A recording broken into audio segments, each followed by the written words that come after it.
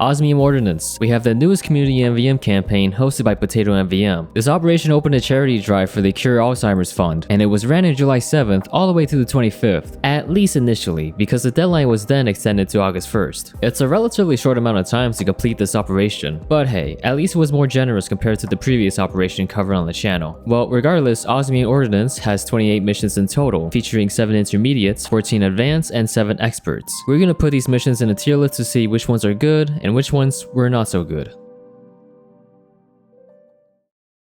Let's start with their intermediate missions. We're gonna try to go fast with this one. Starting with Midnight Recycled on a new map called Scrapyard. There's only 2 new items to use that are exclusive to the demo man. The second one is the trainee boots. I quite enjoy the bonus mobility offered with these boots. In most cases though, the mission played exclusively in the front, so the mobility didn't come into play all that much. The mission is relatively standard for the most part and doesn't ask much from the players. This is intermediate after all. Aside from that, the mission is pretty decent. Midnight Recycled goes into C tier. On Water Mine, we have Hydrophobia. This is an intermediate that is so easy that experienced teams will just steamroll through. The difficulty doesn't really progress all that much, at least with the team I was with. You'll see a tank on every even numbered wave, and there's only a handful of unique boss that increases in variety towards the end. Aside from that, the wave lineups are pretty standard and a little repetitive. Hydrophobia is going to go down in D tier. On Waterfront, we have H2O No. The mission starts us off with 0 cash, but the beginning wasn't too difficult with its giant blast soldiers and a couple of supports here and there. After that, the mission goes back to your typical lineup. There's only a handful of custom bots on this mission. Most of them are fairly gimmicky. The mission makes use of a caustic mechanic with these bowmen on wave 4, causing a 10-second bleeding effect that can be cleansed by stepping in water. They only use this mechanic once, making it feel out of place. The mission designates bomb paths with their respective wave. The first half goes outside and the second half switches to the tunnel. There's a final boss on the last wave, a barrage soldier named P, using the rocket jumper that does minimal damage. Overall, it's another easy intermediate mission that doesn't push all that much, but at least there's a bit more going on with this one. I'll put H2O No in C tier. Next is Industrial Injection, taking place on a new map called Robot Factory. This is an intermediate with 5 waves in total. We got pushed back by the demo spam and pyros and medics in the beginning, but fortunately the wave was recovered. After that, we basically spawn camped the entire mission. None of the bots or the tanks got past the first area, and the endings felt rather lackluster. The most unique thing in this mission is the ceiling monorail tank, which appears in the final wave. It's quite nice to see this tank change up the gameplay on tank busting, but I do wish the mission committed to having the prior tanks be monorail tanks as well, seeing as they'll be used more on the other missions of this map. Overall, it's just an intermediate to check off the list, which is why I'll put Industrial Injection D tier. On Oil Rig, we have Offshore Onslaught. Compared to the other intermediates, this one actually puts up a fight. The bots here are much tougher to deal with and on some waves can push you back towards the hatch. A few of the bots are just designed to counter certain classes like these giant Natasha heavies, and the support powers on wave 4 that just air blast spams. Some of them were really annoying, like these kamikaze soldiers on waves 3, 6, and 7 that spawn behind us. The mission does warn you about them, but I find these guys unenjoyable to fight against with their double blast radius and extra damage. They're definitely far worse than the typical spy bot. The final wave was pretty tough for an intermediate. We failed this wave once because the tank had more health than we expected, and the giant heavy medic combo was too close to the hatch by the time it got destroyed. Overall, this mission likes to punch above its weight at times that makes it more fitting of an advanced label. If you're coming from the 4 easiest intermediates in this event, it'll bite your ass. I didn't quite enjoy this one as much as I would have liked to. Offshore Onslaught goes into D tier. Next we have Scaling Somersault, taking place on a never before seen map called Scallops, with 2 paths from the top going down like a spiral staircase. Yeah, this map will blow your mind away at the thought of splitting up and defending each side simultaneously. It really took some time getting used to it before I finally understood the map's layout. There are some tools to help, such as these power-ups that boost your mobility to move around the map quicker, as well as the bots having heat signatures, always letting you know where they are on the map. For the intermediate mission that we were playing, the waves themselves are straightforward and have the lettering in their icons to indicate where they spawn.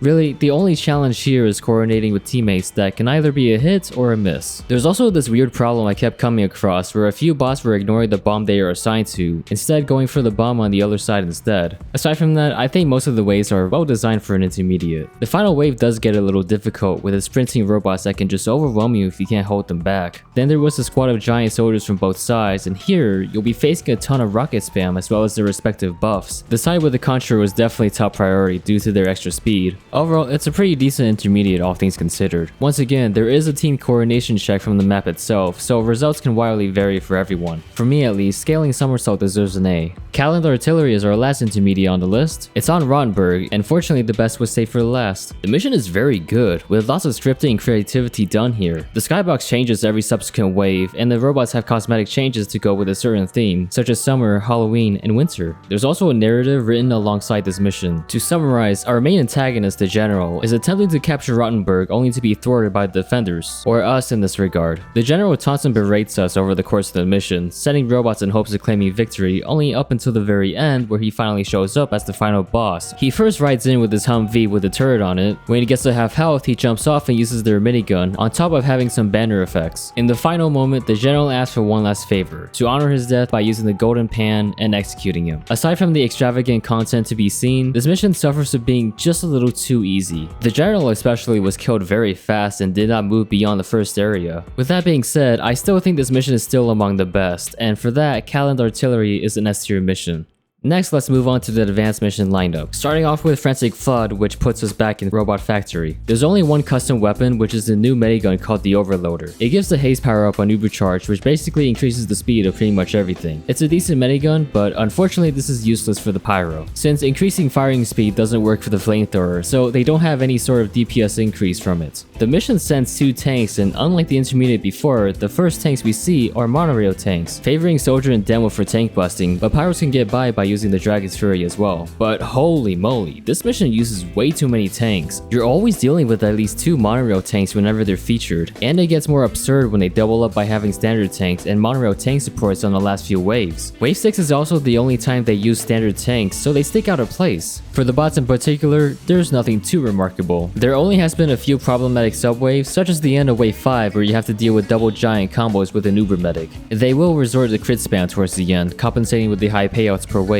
Overall, it's a mediocre mission that shoves way too many tanks down your throat to sell the gimmick. Unfortunately, Frantic Flood is a D tier mission. On Area 52, we have Complex Chaos. The mission can be spawn camps at the front at times, but it does punch back at some points. There's some points where the pacing can be rather slow, such as the ending of Wave 2. There's quite a bit of wait between the spawns. I'll also point out the beginning of Wave 4 with the Uber Dragon Fury Pyro combos. There's 25 of them, but only spawn a couple at a time. If you do get pushed by them, it can take forever to get to this subwave, as the mission only continues with them all dead. Another thing that doesn't help is with the gate captures that can also make the pacing a much more glaring issue, but I suppose that's just gates in general. Anyway, the finale is rather interesting. Aside from the tank with a massive amount of health, the final boss they use is named Major Crits, but this is an unused boss template by Valve themselves. Here, they fire nukes with massive explosions that can basically one-shot players. They were quite frustrating, especially when fighting indoors, but hey, it was at least interesting to see how this unused boss plays out. Overall, this mission is held back by its pacing issues, especially when players are pushed beyond the first area of the map. The waves can take about 5 or more minutes to complete, which can definitely make this mission drag out far longer than it should. I will put Complex Chaos in D tier.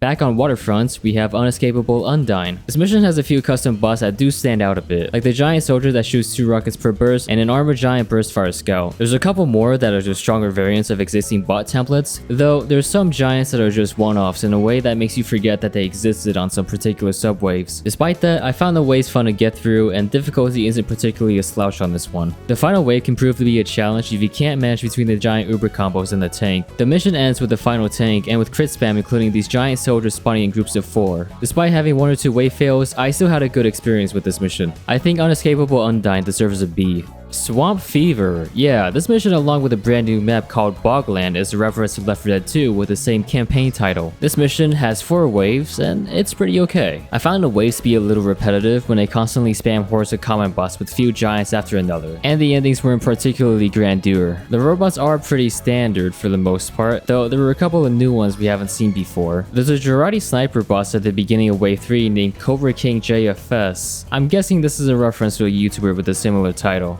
In the same wave, it got rather oppressive with the crit bowman and giant shotgun heavies with medics, but thankfully the bomb resets in this mission. In the later half of the mission, they will use the flank spawns from the right and far left. The bots used there were decent, though I find the giant soldier combo from the far left on wave 4 a bit too much. And the mission ends with a tank and groups of 3 crit boosted giant soldiers. How coincidental that the 2 missions covered back to back have basically the same ending. Overall, it's an alright mission that isn't too thrilling to get through. I would have liked to see more done with the iconic title. For the most part, it's just just your average mission. Swamp Fever is C tier. On the other side of the same coin, we have Bog Business, with a custom weapon that lets Demoman fire buzzsaws bouncing on surfaces. The reload sound personally is way too loud for me, but gameplay wise it was fun using this weapon. As for the mission itself, it features 8 waves in total, and some of the bots are at least swamp themed. The waves are rather short and simple, but stand out from one another, and each wave has their own distinct identity. Going from the first 3 waves that play normally to the unusual lineup on wave 4 can certainly give whiplash. Most of the bots were fun to fight against, and does provide a good challenge for an advanced. Though the ending of Wave 6 was particularly obnoxious with his Dragon Fury spam. The mission has a hectic finale with engineer boss setting up and making it impossible to destroy their nests. It ends with the final boss being a slow-moving soda popper scout named Mycelium Maestro, firing massive buckshots that can one-shot anyone close enough. It's a pretty challenging boss that can get close to the hatch, but we still beat it on the first try. Overall, the mission was well designed and provided a solid experience. I think Bog Business is an A tier mission.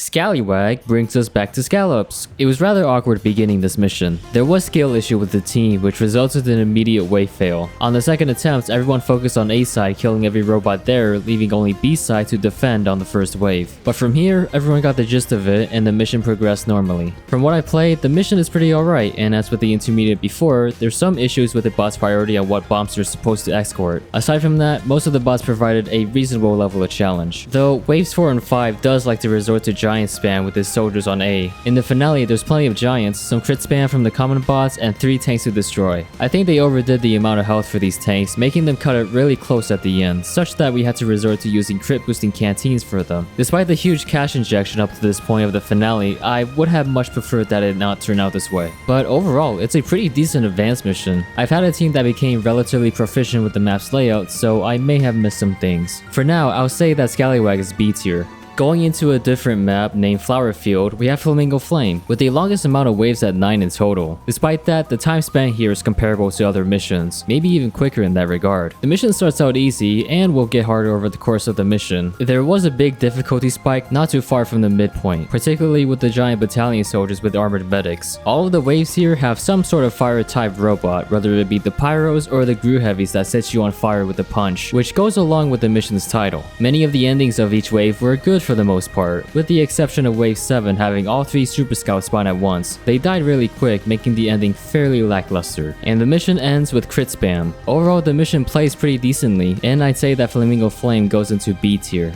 Mud. Yes, perhaps the shortest mission title ever named in history. It takes place on a different map called Lotus. The first wave was interesting, but similar to what we've seen before. There was the single giant soldier at the end, which was really questionable given its simple nature and really feels out of place. After that, for the most part, the mission remained standard with a few new robots here and there. Waves 2 and 3 had lackluster endings though, with the former having giant conch bowmen with not much demo support to be seen, and the latter having crit boosted soldiers that all died at this corner. It's supposed to be a meme subwave, but it definitely leaves a lot to be desired. The tanks were quite beefier in the beginning than I expected, though I was mostly taking them head on by myself and with a weapon that isn't suitable for soloing tanks. The mission will resort to using crit spam in the last 2 waves, and the final wave doubles down on it with the supports. The finale comes with Pizza Tower music and a final boss named Warmonger. They use a shotgun in the beginning, but then switch over to using the rapid fire rocket launcher at half health. Not the most compelling boss, but it is serviceable enough. Overall, I'd say that this mission is decent. I will put Mud in C tier. Taking place on Downpour, we have Wet Wreckage. This mission has custom weapons, except this time it's for every class. For me, I got to try out the homing rocket launcher. Holding primary attack will fire rockets that automatically home in on targets, but using secondary fire fires rockets that follows your crosshair. I've also tried the new grenade launcher that fires bombs that bounces all over the surfaces. These 2 weapons were fun to use, but as for the mission itself, I have mixed feelings. The beginning is relatively straightforward with a few giants and a variety of bots, but it took a while to finish off the last few giant soldiers due to the pyros with Ubers. The second wave was a lot more simpler with the giants having banners, but this was terrible to get through as a tank buster. I think the idea behind this wave was that the robots would push along with the tank, which was definitely intended after running it back the second time, but apparently I was put in a team too great at dealing with the giants at the front that I never got a chance to shoot a single robot this wave. The rest of the mission plays out as usual, but it suffers from the same issue with Frantic Flood with abusing tanks across the mission, going even further as of spawning a maximum of 8 support tanks on wave 4. The mission will end with a variety of giant spam in the finale, balancing out with the massive payout earned before this point. There was a recurring boss in this mission, which was a Giga Armored Heavy supported by some medics. On their first appearance, they used a giant shotgun with Uber medics, but in the finale, they used a minigun with 2 giant giant medics. It's an okay boss all things considered, with the only gimmick having a Razorback. Overall, it's an okay mission that is way too reliant on its tank usage to split the team just so the robots can push forward. With some teams like mine from earlier, the mission can fail to achieve this goal, resulting in tank busters having a miserable experience. As I mentioned earlier, I did do a second playthrough with a team that did get pushed simultaneously, and it was fun. But I don't think Wet Wreckage can be above C tier because of the amount of tank busting required. On Hideout, we have Korpoelec Invasion. This mission also has a collection of custom weapons to choose from at a much larger scale. It's also the first time where we get custom upgrades for a variety of weapons. For most of my playthrough, I tried the Bouncing Betty for demo that ironically doesn't bounce, but it does a lot more direct damage that scales pretty high with damage upgrades. There was also this upgrade for the Sticky Jumper that boosted its stats, but I was pretty content with the current version, and the asking price would be better spent on other things. Anyway, the mission has 5 waves in total, and the problem I kept coming across in this mission is the pacing, where the waves tend to slow down close to the end of them. Also, there can sometimes be a large quantity of a single giant that can take forever to chew through before sending the next set of another giant. There are some rather interesting bots along the way. Some of them were also using the custom weapons players could equip. There are also these 3 tanks on wave 2 that move really fast but also have low HP. In the finale, they introduce a heavy and scout boss duo that have crit and backstab resistance. It's a very arbitrary addition to the boss that can get their asses whooped before the tank can die, but sure, I guess it's good to know. Overall, it's an okay mission. It does offer some replayability by experimenting with the new weapons and custom upgrades. The mission does have its issue on the gameplay front, so I think Korpoelec Invasion is C tier. On a newly featured map called Saxford, we have Grim Memorial. It was rather challenging in the beginning with its heavy bots and 6 tanks coming in non-stop on the first wave. This is also where they introduce heavies that teleport behind us. Despite being warned about their presence, they were still oppressive and quite often led to us completely losing a choke point. As with the point I made earlier about the kamikaze soldiers, they're worse than dealing with spies. Hell, even sometimes they spawn with the crowd, blurring the point of these bots. After that first wave, the mission really hones in on its main gimmick, being that every robot uses the heavy model. Because the heavy's body is unfit for using the other classes' animations, they often look like abominations. The mission plays out in a standard fashion for the most part. As you get to wave 4, it starts with the Demoman boss that flings dispensers while healing others. The flying dispensers were rather potent and often lead to the boss pushing out of the first area. Proceed towards the final wave, and if you have a keen eye, you'll find a heavy statue in the front twitching. On wave start, a lightning strikes down on it, bringing it to life. It will try to punch players with its fists out and will occasionally charge up to do a ground pound. As for the final wave itself, it's pretty alright but kinda boring. Just a few more giants paired with one another that can be killed before the tank, leading to a mediocre ending. Overall, it's a pretty decent mission all things considered. It has an amusing gimmick that can make the mission stand out a bit more, but it is slightly lacking from a gameplay standpoint. Grim Memorial goes into C tier.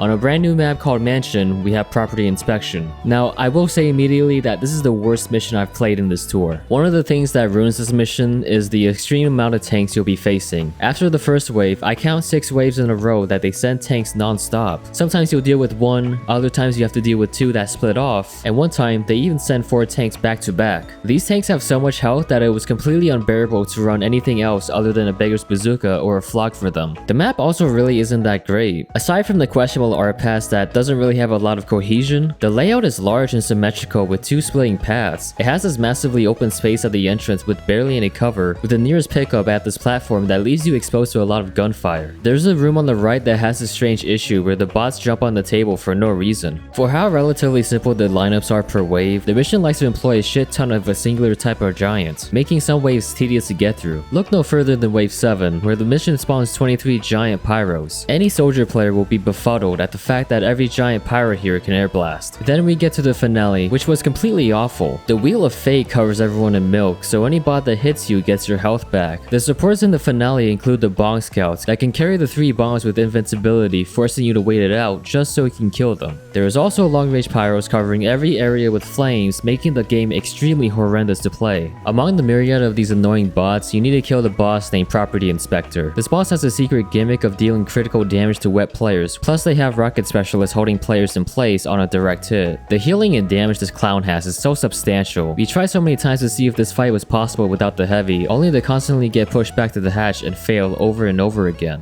What a joke. This mission is ruined by the tedious and awfulness of this wave design throughout, never-ending tanks, and a horrible finale that heavily favors the heavy and crits combo. Property Inspection is an F tier mission. There's 2 more advanced missions, but they're structured as reverse missions. Basically, instead of defending the hatch, you have to deploy the bomb or complete some tasks to finish the wave. The first mission we have is Short Circuit Execution, bringing us back to Robot Factory. The biggest gimmick here is that everyone is an engineer bot, and instead of building sentries, you build giant robots. Each wrench has their own unique attributes and a specific kind of bot that they can build. But how is the mission? It's bad.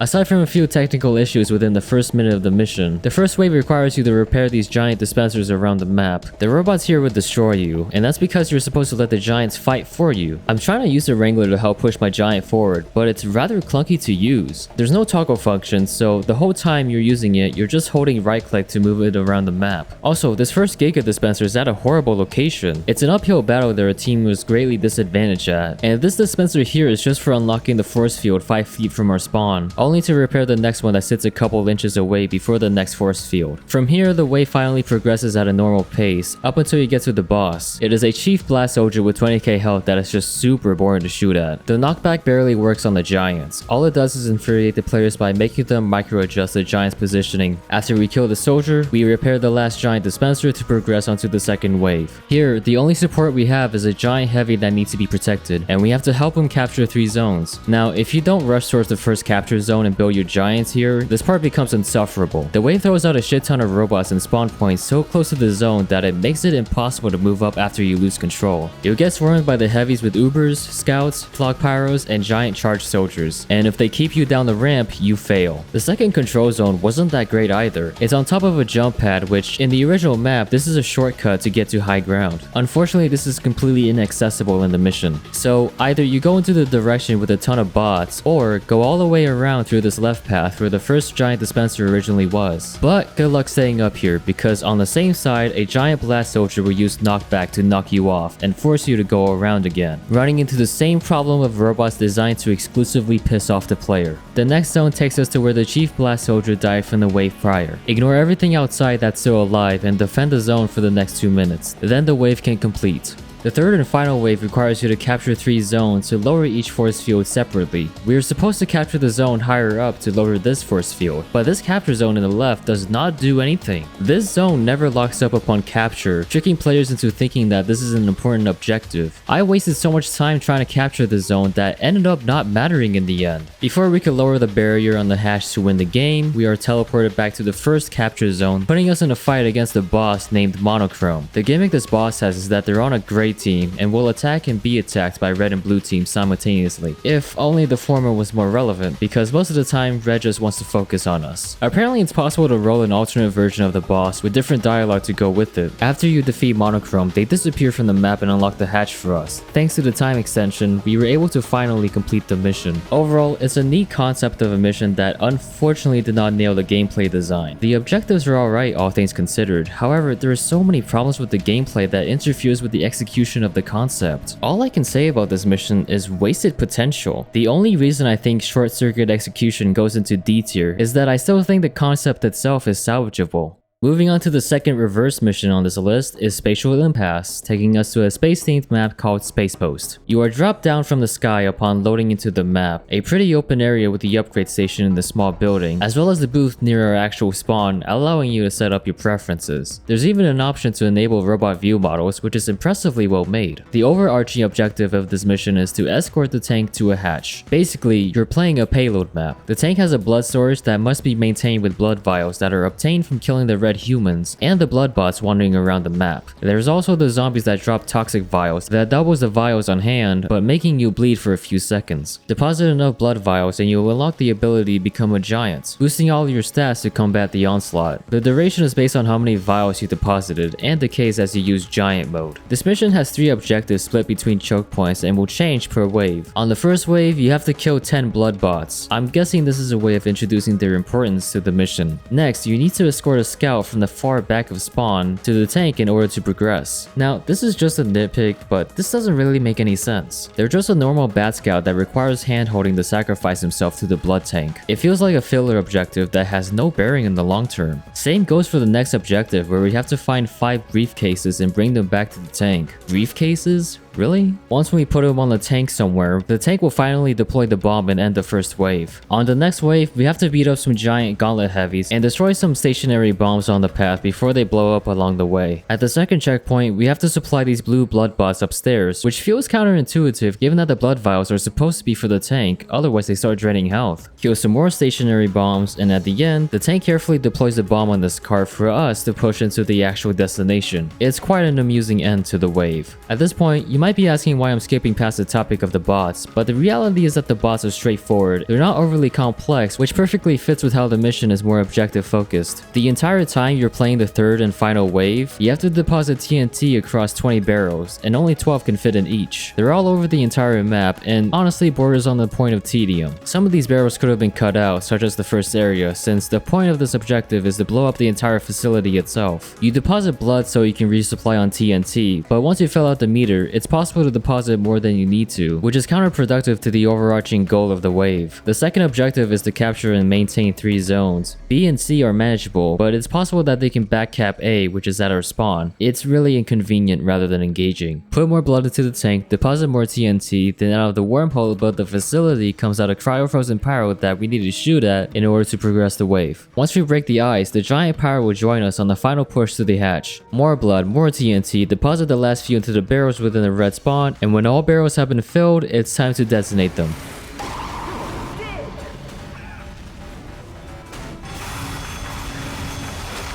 Overall, this is the best mission I've played in this operation. It provided a very compelling experience that made me actively engage with the mechanics, and the gameplay was solid. The only criticisms I have mostly pertain to the sense of a few objectives, as well as how chore-like and tedious they can be. Also, the screen can be overloaded with too much information. But all things considered, the mission itself is still fun to play. This mission has my respect, and Spatial Impasse goes into S tier. And with all those 14 advanced missions out of the way, we can move on to the expert lineup. Going back to Robot Factory once again, we have enduring exceptions. Most of the difficulty in the beginning comes from the medics. I don't think we were efficiently dealing with the medics, which was how they pushed us all back to the hatch, but at least it only took one try to get past the first wave. From here, the mission progressively gets bloated in terms of how many robots you'll be fighting against. There's regular tanks this time, but actually, the mission never uses monorail tanks at all. I'm guessing it's all thanks to Frantic Flood. It does get spammy with the use of explosive bots though, especially when you get to the burst soldiers on wave 3. Moving on to wave 4, I got this strange issue with the caution sign on one of the icons was blinking extremely fast. There were these nuke soldiers that came after the giant burst soldiers in the beginning. The third one that spawned in for some reason started citing the Second Amendment of the US Constitution in the chat. At this point of the mission though, it was becoming pretty clear that the mission was declining in terms of difficulty. The final wave is kind of the same as any other, except you can gawk at the soldiers failing to rocket jump out of spawn. Here, I'm not exactly sure what's going on, but most of these bots in the first half couldn't push us beyond the first area like industrial injection. Only until the last half does the wave actually fight back with the samurai demos and giant hybrid knights. At the end, there was a spy boss using their gun, named Magnified Enforcer. They get progressively more dangerous the lower health they are, upgrading to burst fire mode with mark on death bullets. Overall, it's an alright mission, but in terms of challenge, the difficulty really declines towards the last half of the mission. It kinda just started becoming an advanced mission at that point, and it definitely leaves a lot to be desired for an expert mission. This still provided a decent experience, so enduring exceptions goes into C tier.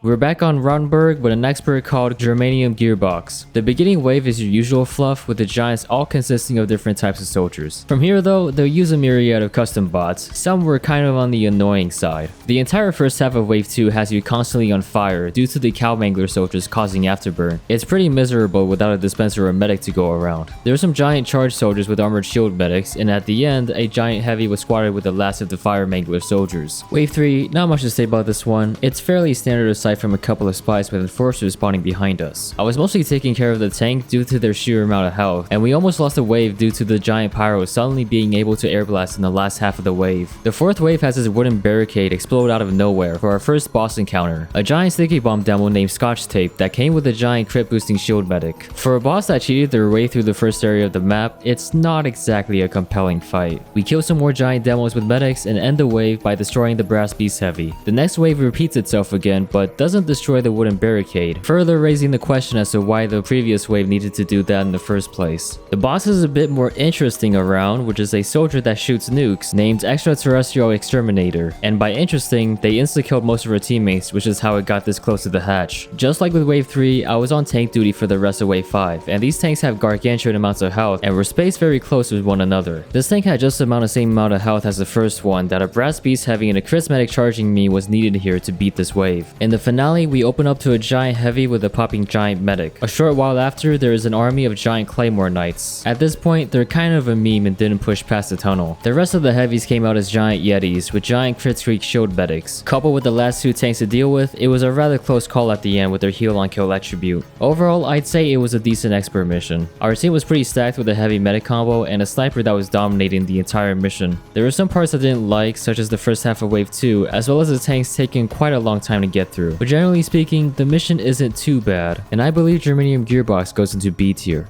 Netherite Navy is another expert on the list, taking place on Bruges. It may have the highest wave count of this expert list, but is ironically the fastest out of all the experts here. There's only a few custom weapons to use for the Scout, the Demo, and the Pyro, but the Pyros is actually a usable gun, coming with a hefty 420 damage, but is balanced by the low ammo count and extremely slow stats at that. As you get to wave 3, the mission starts getting interesting, with giant soldiers carrying other giant soldiers on top of their heads at the start of it. They can get pretty far due to the carriers having high speed, and the ones with rocket launchers can be quite dangerous due to their burst fire. Then there was wave 4 with blimp tanks spawning from the far left of the front. They moved down onto ground level, allowing Pyros to deal effective damage. An extremely weird and arbitrary path for them to take, if you ask me. There's a whole bunch of crit spam from the common bots when you get to wave 5. Then there was this rocket wall soldier with a whole bunch of Ubers. As the only single spawn giant this wave, it really didn't get that much of a spotlight, and the pyro bots from the left were too late to help it out. At the beginning of wave 6, there was a boss that was a rapid fire soldier. At first, they fired normally, but as their health gets lower, they fire additional rockets. Their name was 1, 2, 4, can't count to 3. At the half of the wave, they do the surprise spawn in the middle of the map with the giant charging demo men. Weirdly enough, you can already see their teleporter markers as early as the first wave, but this is the only robot that uses this mechanic. On the final wave, we fight a giant rapid fire demo with a giant flashing Uber medic, along with a tank and an army of soldiers coming from the left and the underpass. Fight some more giant demos, super scouts, and a blimp, and at the end, the giant air blast pyros are carrying giant banner soldiers on top of their heads. They have rather unique appearances, and soon we can recognize that they're references to Genshin Impact characters. Overall, I'd say this is a pretty decent expert. The only faults I can see is that some waves fail to push the players past the front, and it was rather fast paced for an expert. A few robots and mechanics weren't used up enough across the mission, but all things considered, the mission provided a solid experience. Netherite Navy belongs in A tier.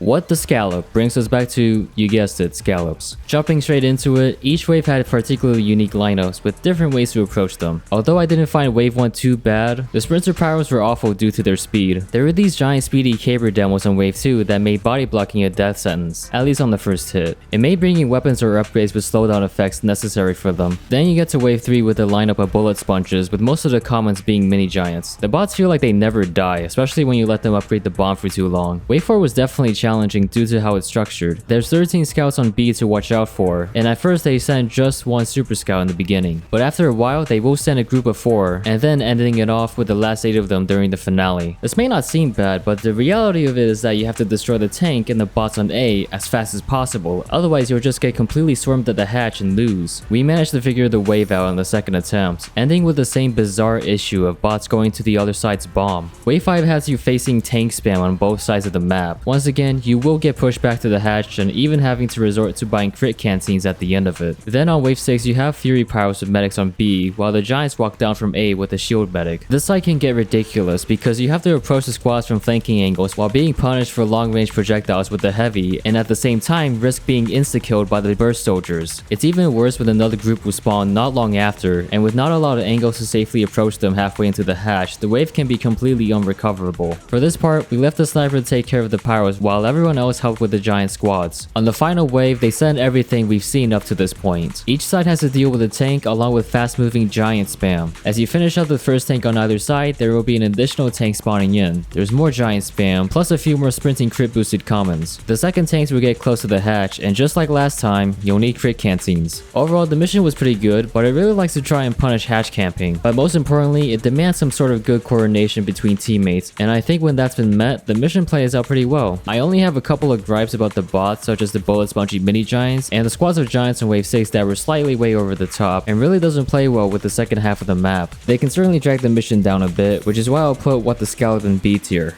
While we're on the same map, we have a second expert mission called Seafood Slaughter. Compared to the previous mission, this one has 5 waves instead of 7. The robots here are very standard for the most part, and we can see pacing issues as early as the end of the first wave. There is this long wait time of giant shotgun heavies trickling behind after the giant soldiers, leading to this boring ending. Wave 2 has nothing too crazy, at least on A. There is just some scouts and giant burst soldier duos. Near the end of it though, there are 2 tanks spawning on both sides. It seems the supports here are limited because one side will just end with nothing but shooting the tank down. Wave 3 practically has the same start as before, but with giant brass beast heavies and some KGBs. But then at the second half were crit boosted giant soldiers, with enough spacing that allowed each one to be singled out and eliminated. Then we come to the same issue where the tank has nothing much going for it. Wave 4 has a line of 6 giant demos on A. It must be more enjoyable to play on B because they have more than just one giant to shoot at. Then there were 5 heavies pocketed with Ubers, but strangely, it seems only 4 pairs of heavies were active at once, leading to this ending where the last pair straggled. The final wave turns it up to 11 with this jump scare of a wave bar. More of the same structured beginning as any other wave. Then there were giant banner soldiers with buff banners on A, and the other having battalions paired with a giant burst demo on B. Then the mission ends with 2 chief deflectors on both sides. Overall, this is a mediocre expert with pacing that makes you fall asleep towards the end on several waves. The waves themselves have a repetitive structure, and the evolving lineups were not that interesting. Even though the payouts were small to sell it as an expert, the gameplay itself just feels like an advanced mission. I'm putting Seafood Slaughter in D tier.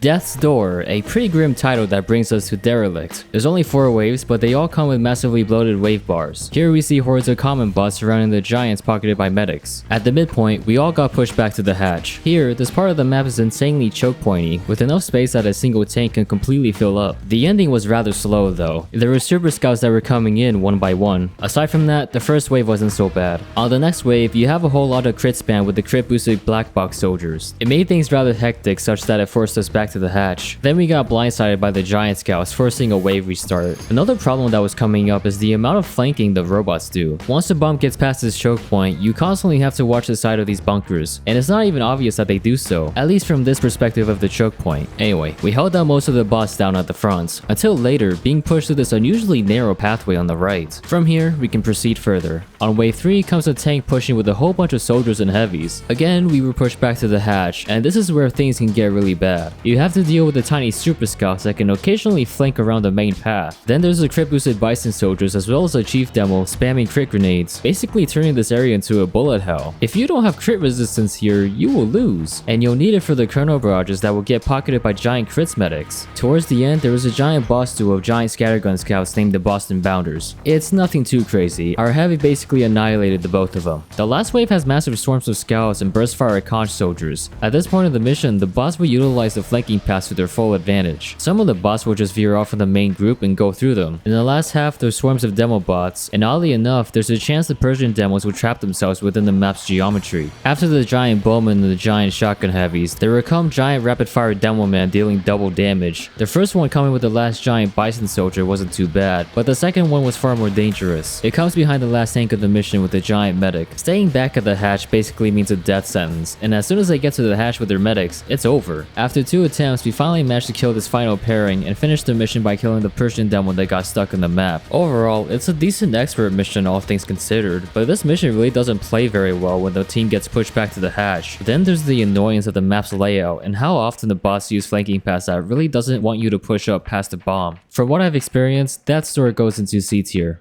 To finish up the operation, we have Electrolysis, taking us back to Watermine, and immediately, the difficulty of this mission is pretty high compared to the other experts, and not in a good way. We start with a giant soldier from the far back looking like easy prey, until a horde of shovel soldiers ambush down from the upper left flank. It's a funny spawn if you get baited the first time, but after this, the wave boils down to a DPS check with massive health sponges. You have to kill these giant armored Sandman scouts as fast as possible, but good luck shooting down its gigantic 3000 health pool. There's only $400 to purchase upgrades, so not a lot of sufficient DPS to work with. Then there's a constant swarm of Bong scattergun scouts, steel gauntlets dealing knockback, and eventually, soldiers. If you get pushed back to the hatch early on, you will get severely punished by the massive horde that adds up. Then we get to the second wave with the same story. It does the same troll spawn with demo knights this time around, and the main threats were the giant demos with 3 soldiers having varying banner types. Then there was the first tank of the mission, having quite an extremely obscene amount of health. I mean, it takes the equivalent amount of damage as a beggar soldier and flog pyro combined together to break it down from the halfway point, but the team needs to split up to manage the bots that are going to the left path. You might even be required to use crit cancenes to get past this point. After we deal with the 2 DPS checks of the mission, it'll slowly start to redeem itself. There's a couple of super scouts and a giant deflector heavy with armored uber medics to deal with. In addition to the many soldier bots, there are large penetrating bowmen and giant dragon fury pyros. Before the mission ends with the last 3 giant heavies, they will send the rest of the super scouts. We all just got pushed by the time they arrived and the wave was lost. But at least that was due to bad timing because it only took the second attempt to proceed further. Wave 4 makes us fight a boss that is just a rocket jumping soldier that will try to melee us. You can finesse them, making them nosedive into the water for an instant death. Take care of the blimp tank that comes out of the waterfall, and face some Persian demos with burst fire soldiers. There's more tanks that can actually be destroyed this time, and a couple of giant black boxes with quirky names. Then we get to the absolute spam fiesta with wave 5 and its massive wave bar. The bots you need to prioritize are the giants that act like they're on Adderall. The tanks can provide a bit of cover and will move on the same path as the bots. A medic shield would also make this wave less miserable to get through. Finally, at the end of it all, there is the pyro boss to defeat, the Foreman. This boss has a regular fire axe, but it can grow in size to unleash a smash attack. Not only that, they also have a multitude of weapons to cycle through as the fight goes on. In fact, he has so many weapons that one of the icons flashes a missing texture. Now, you could try pitting him down into the water, but he'll bounce right back up into the map to spit on your face. They won't be able to pick up the bomb, but the supporting bots are no slouch either, with flare pyros, steel gauntlets, and super scouts. When you finally manage to beat the Foreman, they go out in a rather theatric bang, concluding the mission. You gotta give props where it's due. It's a really well-made boss that trumps over everything that has been seen in the operation thus far. The mission also has some decently made missions for the most part, but with that being said, the beginning waves hold us back from being a great one. Compared to the other experts on the list, the first 2 waves are extremely overtuned. I may be wrong for having this sentiment, but out of curiosity, I tried this mission for the second time with a completely new team and came out with the exact same results. So there's clearly something wrong with the 2 waves, and for that, electrolysis is going into B tier.